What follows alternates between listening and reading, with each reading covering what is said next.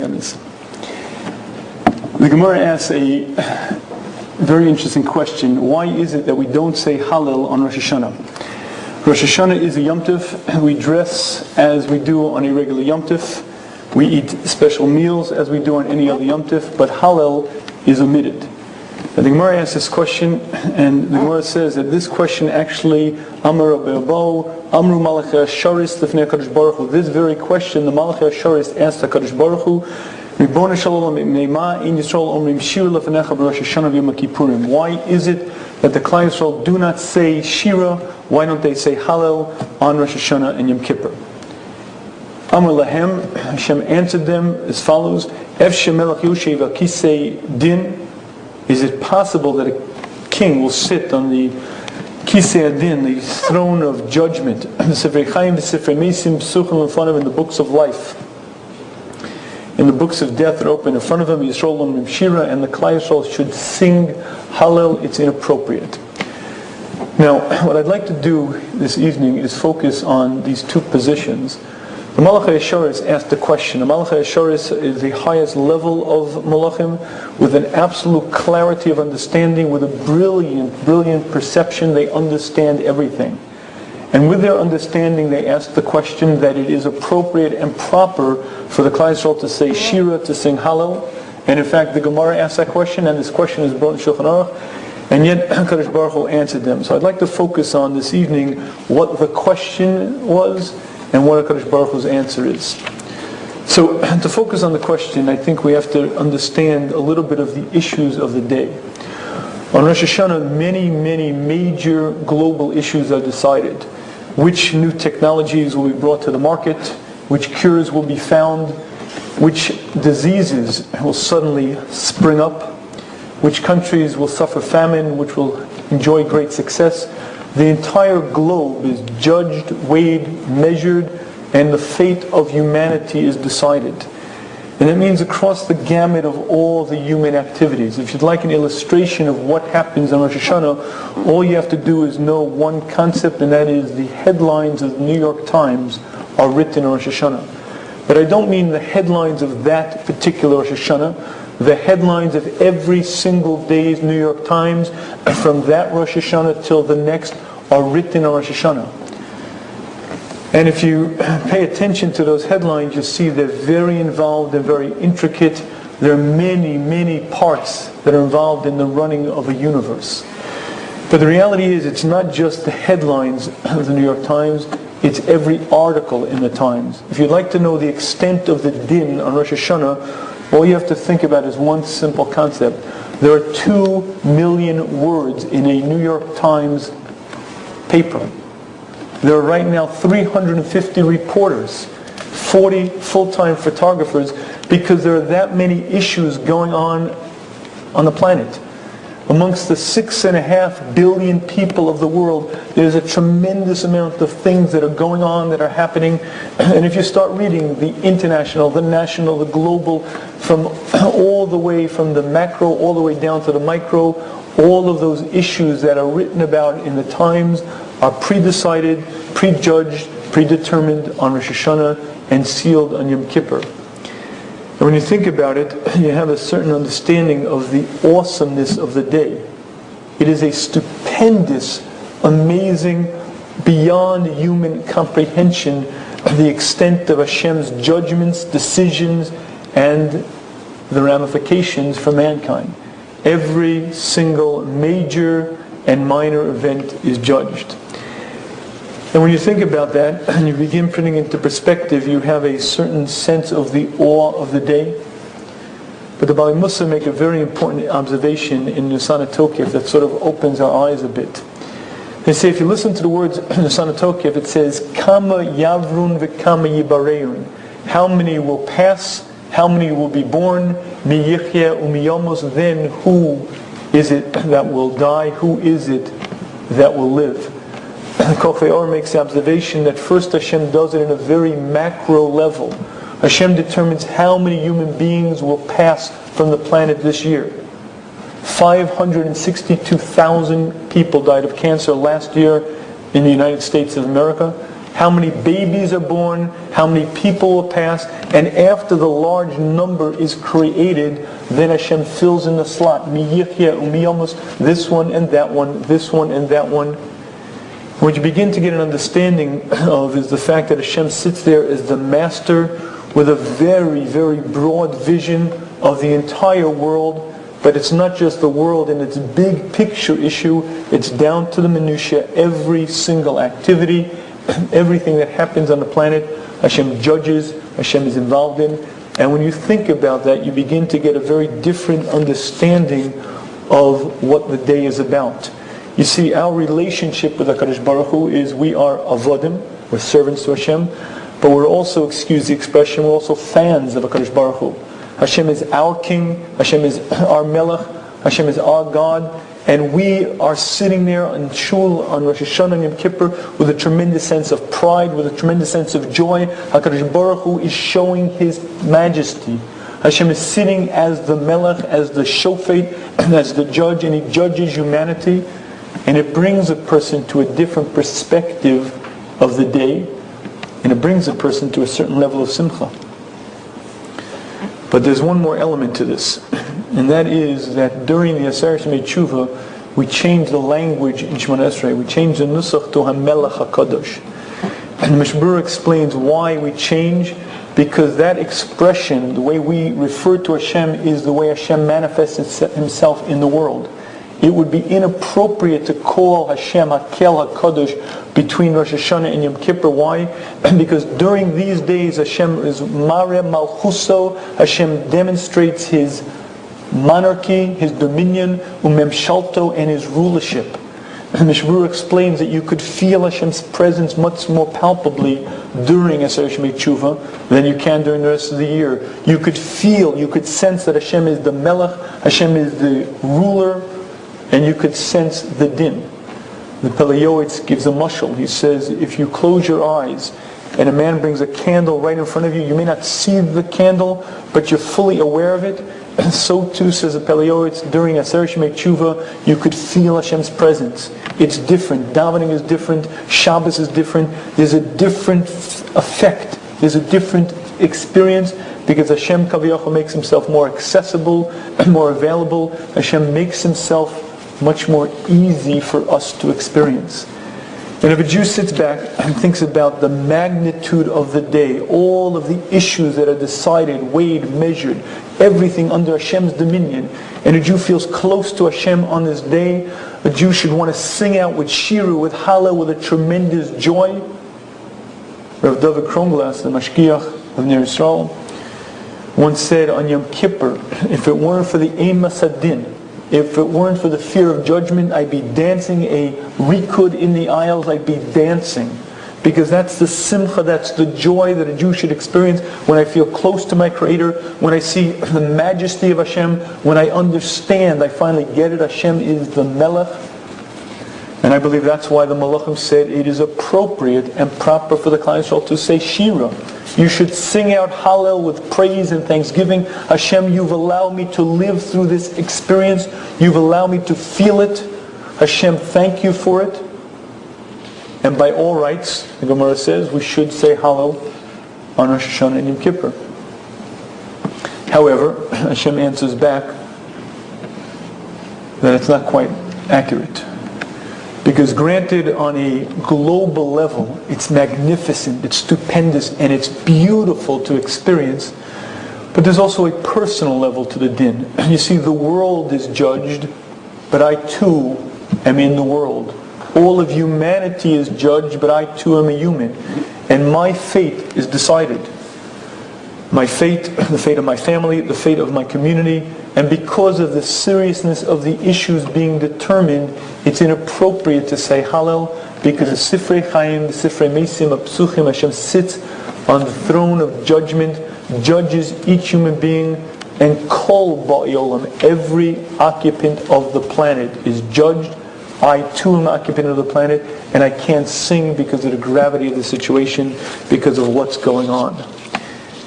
But there should be a very powerful sense of simcha, a very powerful sense of excitement, of experience of the day, tempered with a fear tempered with an awe, because my future, my life, my health, my parnasa, everything that I'm involved in, all of my endeavors and attempts, my wife, my children, my family, my community, everything is being judged.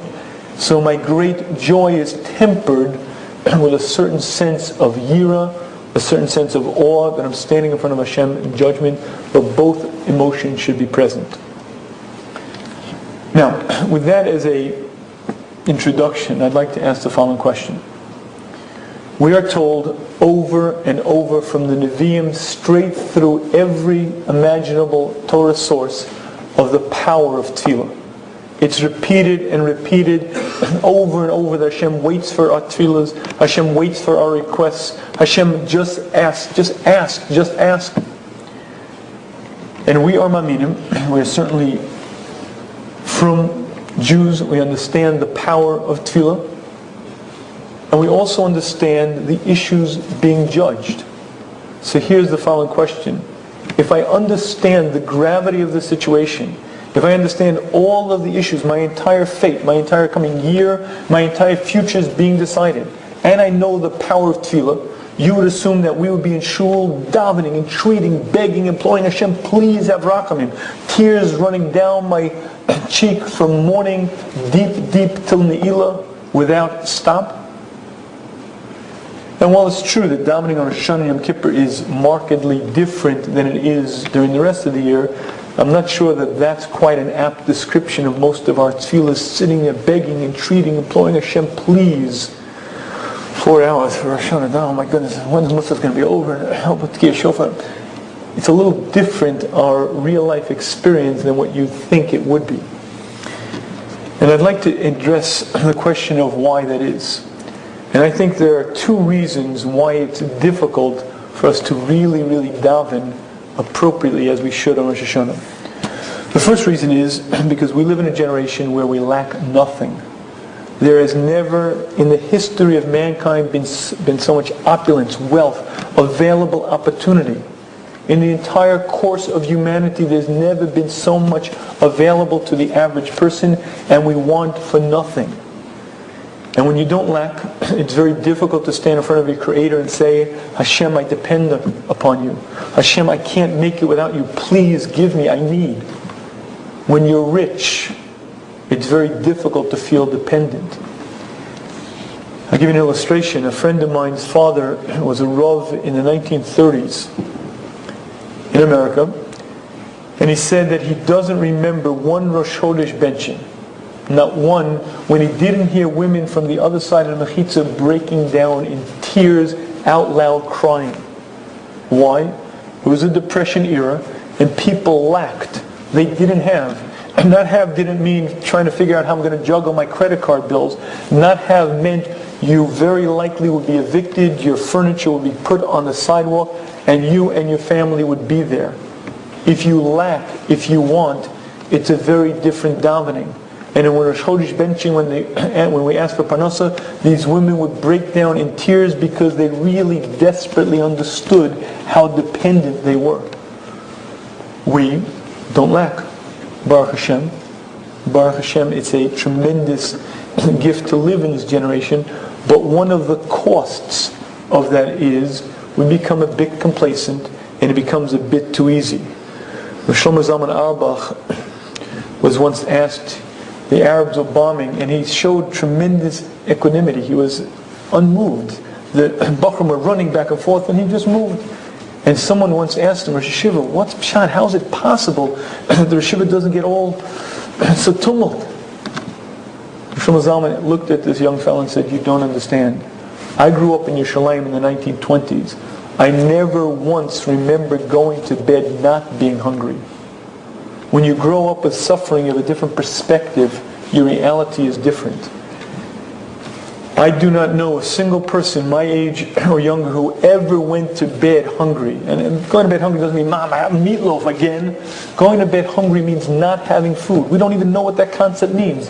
And again, Chazdei Hashem, Baruch Hashem, that we're so wealthy, but one of the costs is the fact that we have a very difficult time standing in front of Hashem and saying, Hashem, I depend upon you. Hashem, please help me. However, I believe that problem is solvable. And I'll share with you what I believe the solution to that problem is. So Naftali Trupp, the Granat, was a great Rosh Hashiva pre-World War II Europe. And he was once approached by a balabas. This balabas came over to him and said, Rebbe, how could I say the words in Slichos? Kedalim ukerashim dafaknu d'lasecha Hashem, we bang on your doors as poor men. How could I say those words? I'm a rich individual. I'm a wealthy industrialist. I have 500 working men in my employ. How could I lie and say I'm a poor man? The Granat looked at this individual and said, you're making one mistake.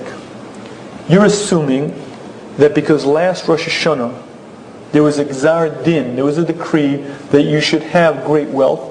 You're assuming that the same decree is going to be made this Rosh Hashanah. But if you understood that was an open question, if you understood that was a suffix, a question that was being decided and determined, you would understand that you are literally a poor man because you do not know the answer. Because you had great wealth last year does not guarantee that that's the decree you're going to get this year. It's an open question, it's a suffix, it's being decided and determined. Hence you are literally a dal and a rash, a poor, impoverished man standing in front of Hashem.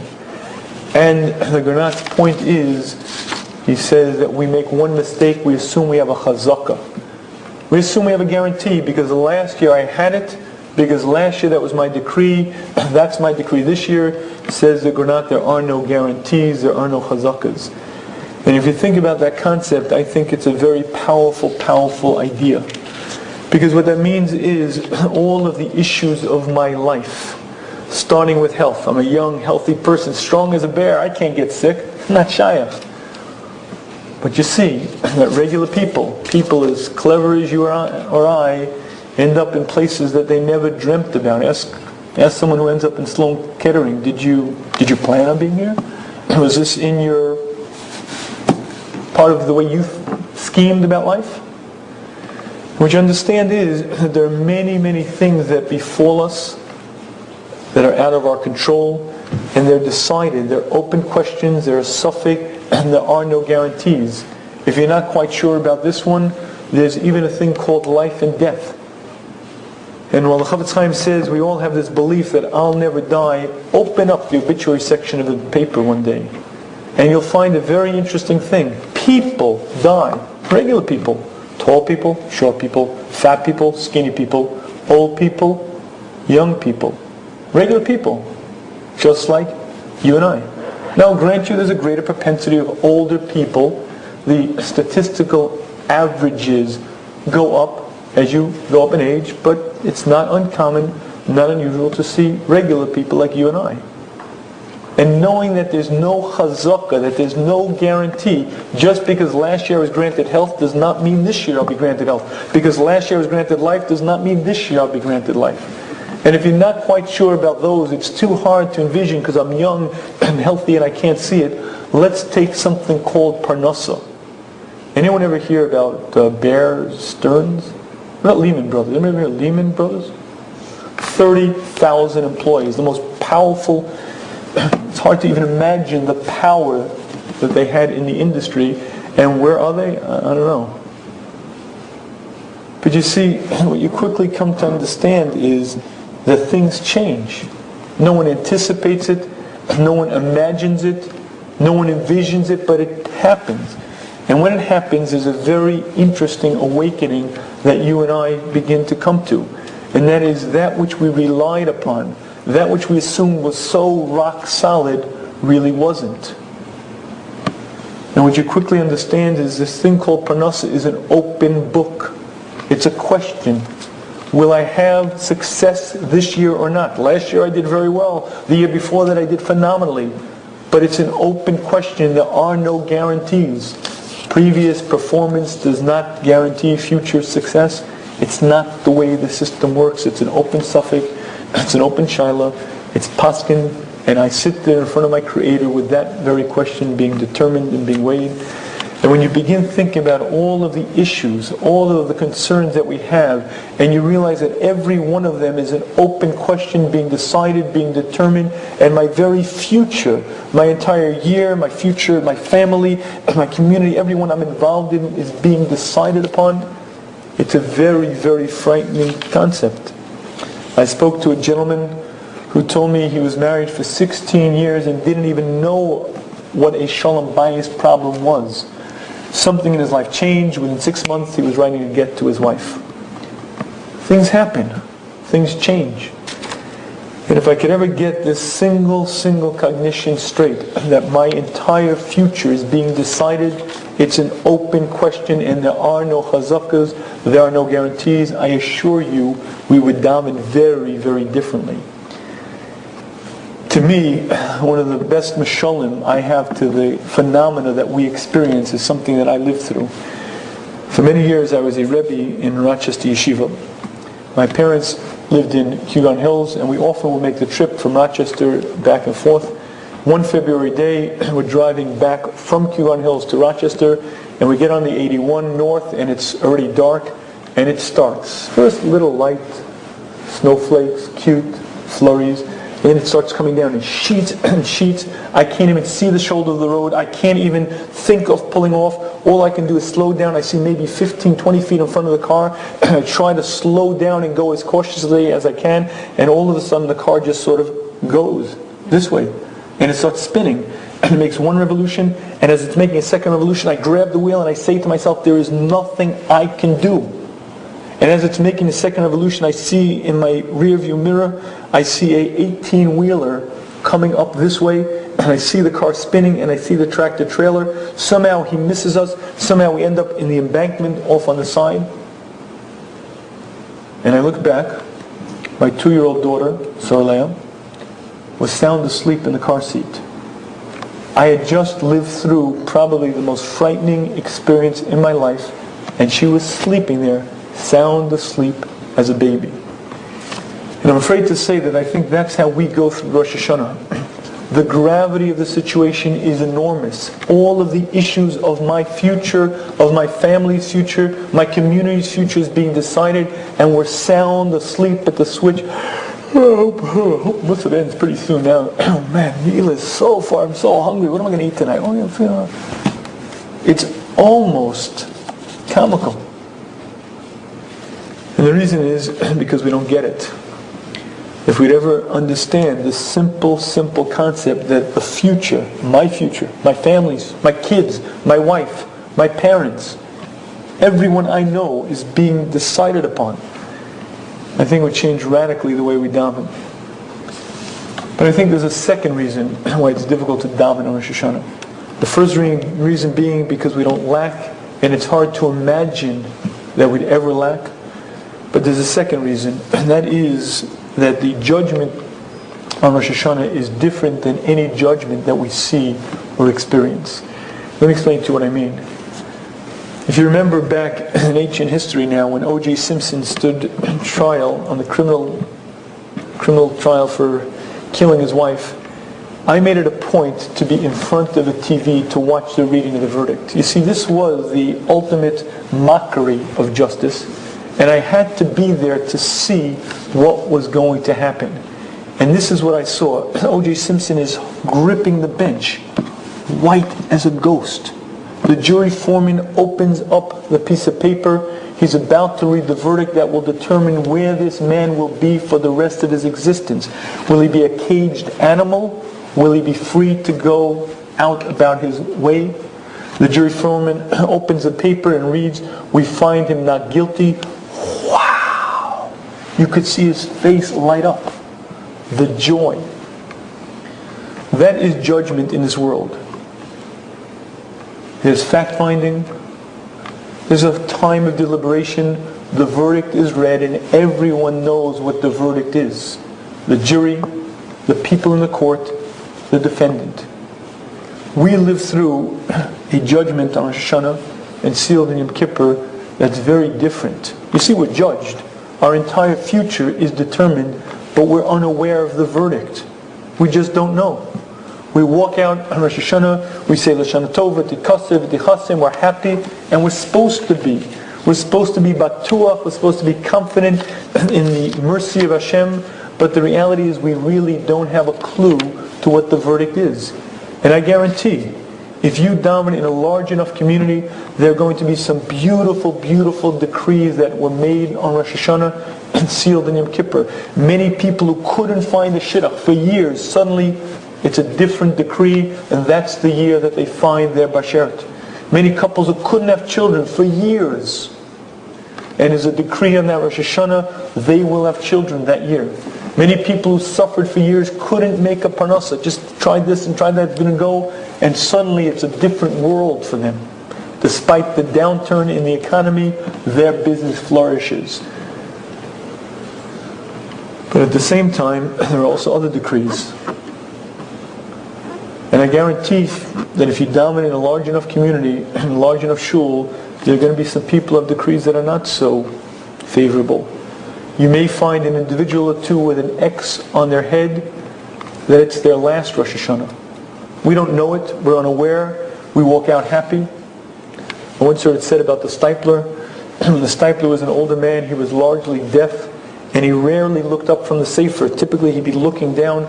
People would come into his house, it was always filled, the anteroom was filled with people coming for a bracha, coming for shilas.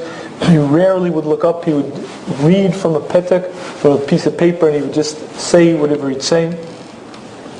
One day when the stipler is sitting looking down and there's a full room of people, a certain gentleman walks in, and the stipler looks up and says, "Russia!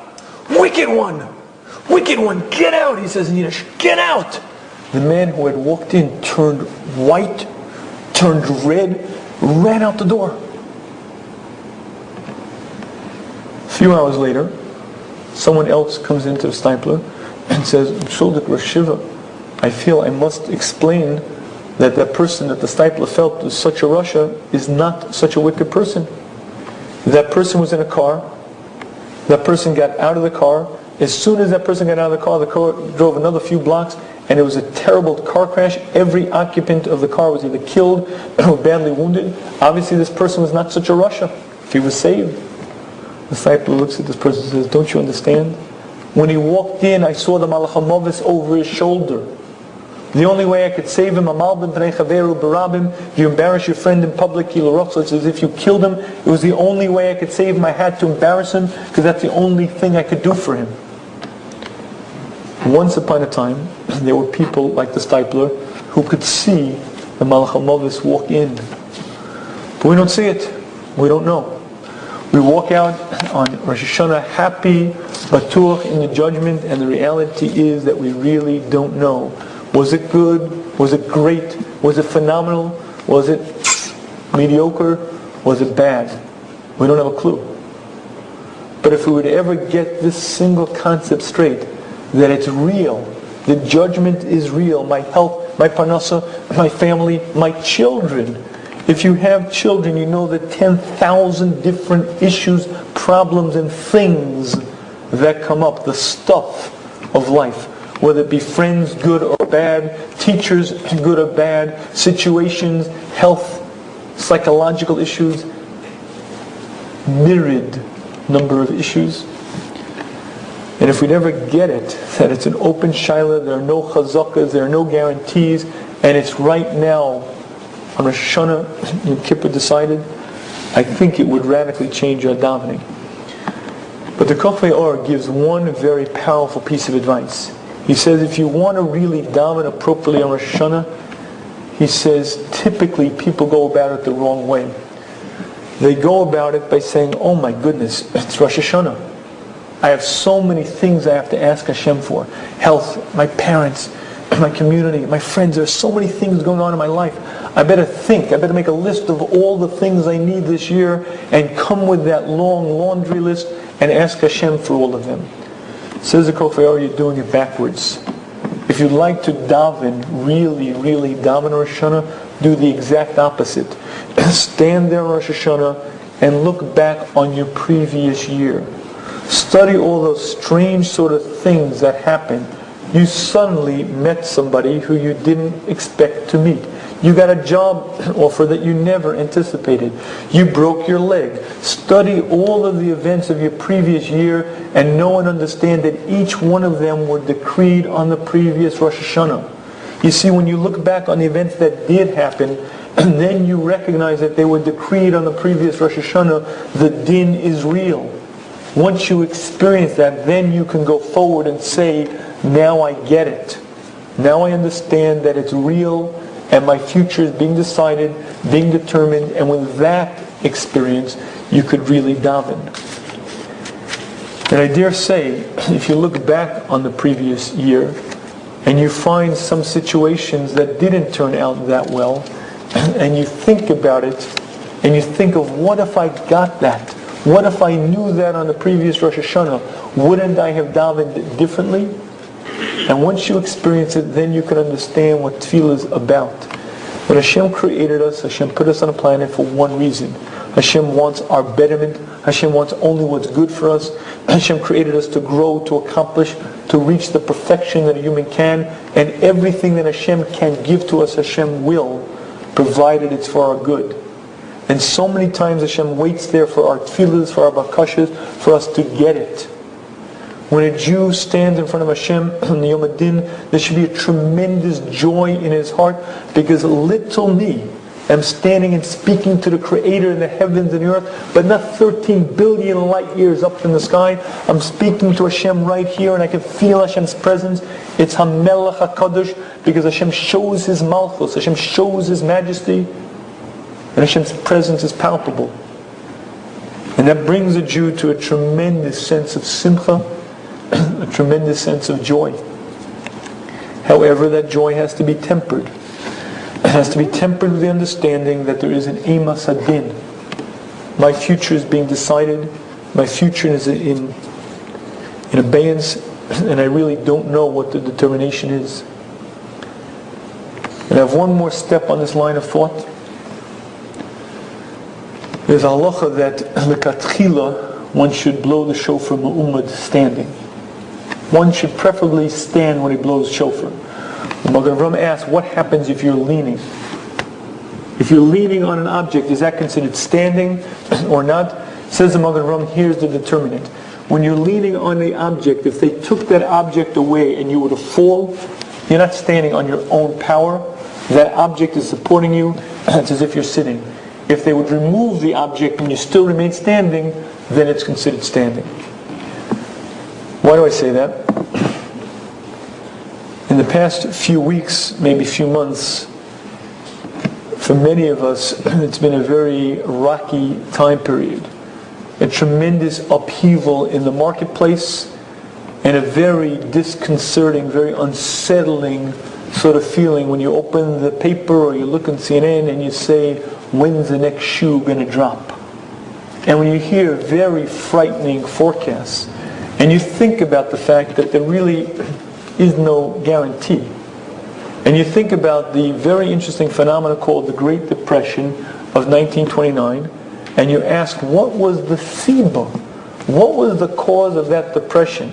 And when you study it and ask the economics professors with the long, long series of PhDs after their name, what was the cause? The answer is the market lacked confidence. Consumers lacked confidence in the market. Investors lacked confidence. The confidence eroded. Yeah, but what caused that? I don't know. And if you probe into it deeply enough, what you'll find is that kuli alma lo pligi, the cause was a lack of confidence in the marketplace, but no one could exactly define why. And you open the papers today and you see same sort of thing. And just the other day I said to my wife, it is a good thing that the good Lord runs the world and not you and me, kid, because we'd be in big trouble. But you see, what you have to understand is, if you hear the marketplace crumbling and you start crumbling, what that demonstrates very clearly is where you put your faith. Ani mamin b'emunah shalem, I trust fully in the U.S. Treasury Department. I believe fully, ani mamin b'emunah shalem, in the stock market. I believe in gold bullion. And the proof in the pudding is when that starts to tremble, I fall down. There's a deep pit in my stomach as I feel a tremendous fear. If it were true, then I understood that Hashem is the creator of the world, the one who runs the world, the one who provides my support. If I understood, as the Chovos HaLevavos says, that Hashem guarantees my nichya, my sustenance, despite the economic forecast, I would not tremble, I would not feel trepidation, I would not open the paper and go, oh my goodness, I'm so scared. And that's something to think about on Rosh Hashanah, something to think about on Yom Kippur. In whom do I trust? And if you feel a great panic, all it shows very clearly exactly who we trust in. And that's something to work on and something to think about. It is a beautiful, beautiful Yom Tov. A Jew should feel such simcha. As Rav David Kronglass said, you should want to dance in the aisles at Rikud because of the joy of experiencing Hashem's malchus. Hashem showing himself as the Melech, deciding the global picture, all of the events of the next coming year, decided the headlines in the New York Times, the details of every incident. It's a beautiful day, tempered with a very real understanding that I too am a human and my fate is also determined. I'd like to close with a story that I feel well encapsulates this concept. It actually happened to a friend of mine. Chaim Tropper was learning in Kollel Chavetz Chaim. He was living in Kew Gardens in a 3-family house. And his brother-in-law also lived not far away. They had both made up that both families were going to be by Chaim's house for Shabbos. Thursday night, Chaim's wife gets a call from her sister. Something like, listen, I know we were going to come for Shabbos, but my husband's not feeling well. He doesn't want to come. We're going to stay home. Chaim's wife said, but I cooked, you can't not come, you have to come. We can't, you have to, you can't. Finally, Chaim's wife says, listen, I cooked all the food anyway. Let's do this. I'll pack the food up. We'll both come to your house for Shabbos. I cooked anyway, and we'll have Shabbos by you. They both agree. That's in fact what they do. Okay. Now, Chaim is a big masmid, and he describes something happening to him that he really didn't understand. He got to the apartment, and he saw on the coffee table a book called Who by Fire. Now, if you've ever read the book, and if you haven't, it's worth reading. It's a very, very powerful story of a young woman who was in an apartment in Yerushalayim. When a fire broke out in the apartment, she ran out and was out in the hallway when she realized that her children were still in the apartment. She runs back in, grabs one child, runs back in, grabs another, runs back in. She saved all of her children, but at the end of the day, she suffered burns on 85% of her body. The book is a beautiful story of her bitachon, but it's also a very harrowing read because it shows what it means to be suffering in a very real way. In any case, typically Chaim would be chazering on Shabbos. He says he picked the book up and he couldn't put it down. He read it cover to cover. He didn't think much about it. Mincha, Shabbos afternoon, he walks into the yeshiva and he describes that when he got into the Beis Medrash, he noticed that everyone was looking at him. My tie, my suit, whatever. He davened Shmon Esrei. After taking 3 steps back, he looks up and he sees again, all eyes are upon him. What's the deal? He goes over to one of his friends after Mincha and says, what's the deal? Why is everybody looking at me? His friend says, oh, you didn't hear? No, hear what? Oh, sorry to be the one to tell you this, but last night your house burned down. It was a 3-family house. There was another family who was still in there. Many fatalities, many serious injuries. Somewhere at 2 a.m., the house burst into flame. Chaim and his family were untouched. But you see, it wasn't just that he was untouched. He was showed very, very clearly, not just mi yichya u mi yamus, mi ba'esh, mi b'mayim, what it means to be burnt alive. He was shown graphically the experience that he was saved from. And what he understood was that there was a judgment, and Hashem said, you will not be in that judgment. And he also understood that the pivotal moment was not that conversation Thursday night between his wife and his sister-in-law. Should we come? Should we stay? That wasn't the pivotal point. The pivotal point was the previous Rosh Hashanah, when that was a question that was decided, and the question was that he should live.